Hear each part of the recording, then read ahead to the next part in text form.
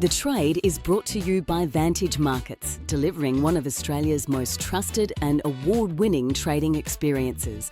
Explore smart trading at vantagemarkets.com.au.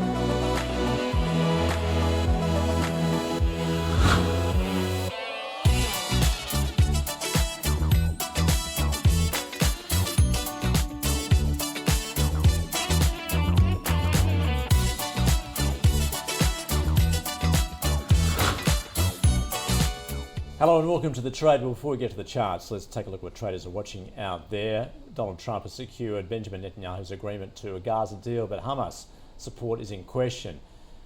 That's off the back of a US-sponsored peace proposal to end a nearly two-year-old war in Gaza. JD Vance said the US is headed to a shutdown after meeting with Democrats. And Russian President Vladimir Putin says that Russian forces are prevailing in what he said was a righteous battle in Ukraine.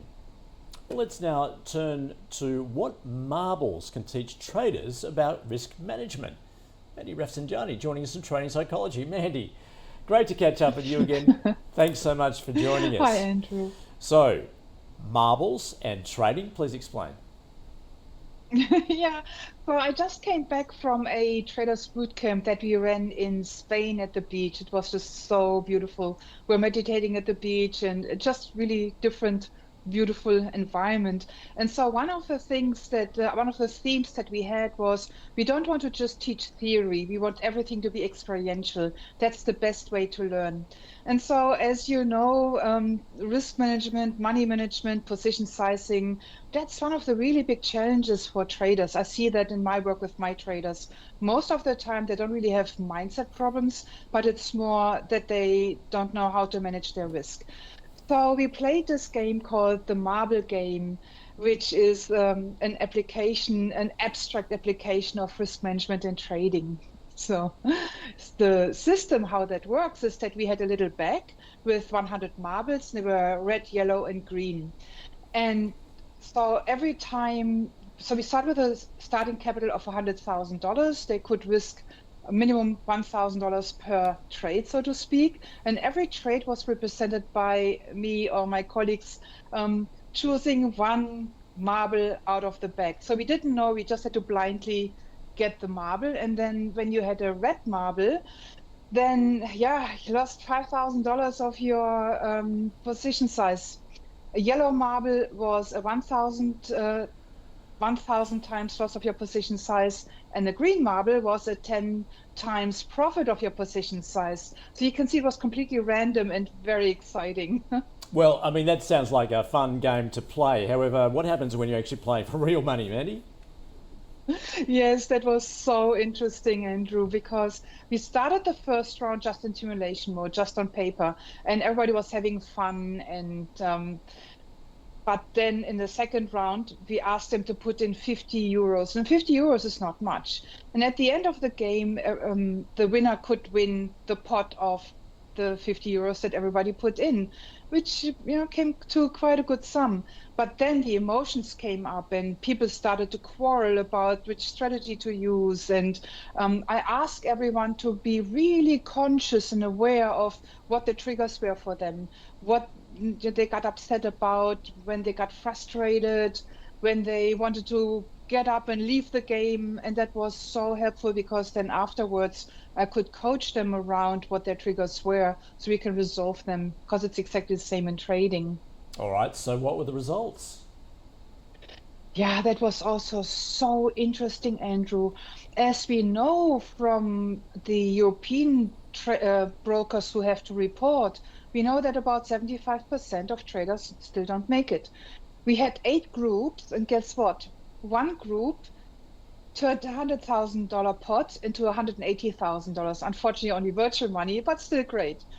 Then we had a second group, they turned it to 130,000, and then the 6 remaining groups all lost or they even blew up. And so the difference was the traders or the groups who did really, really well, they knew their math. They knew the position sizing, they had a structure and a strategy on how to apply their risk management. The 6 other groups, they were, trying to ChatGPT got it completely wrong. or they were highly emotional when they had a loss that doubled and tripled the position sizing, and then they lost even more because it's so random with marbles. In trading, we at least can bring in our skill, right? But marbles was just random. And then also the winning team, they had an accountant, and he knew his maths, he knew statistics. So they kind of were, they had an advantageous edge for sure.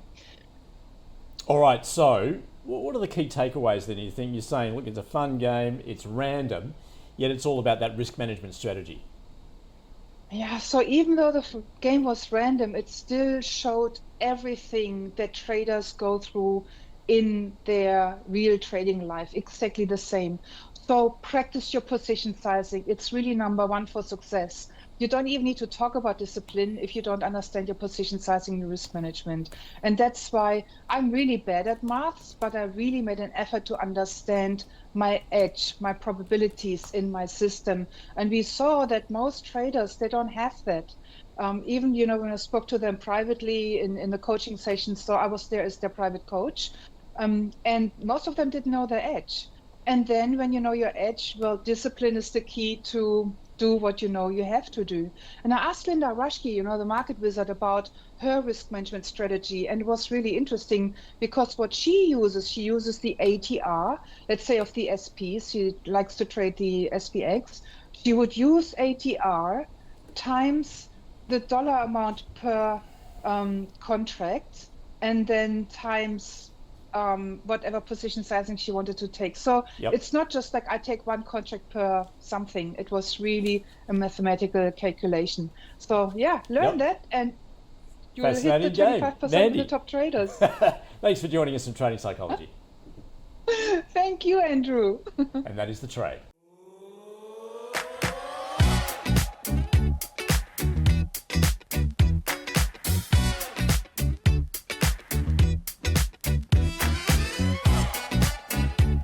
The Trade was brought to you by Vantage Markets, delivering one of Australia's most trusted and award-winning trading experiences. Explore smart trading at vantagemarkets.com.au.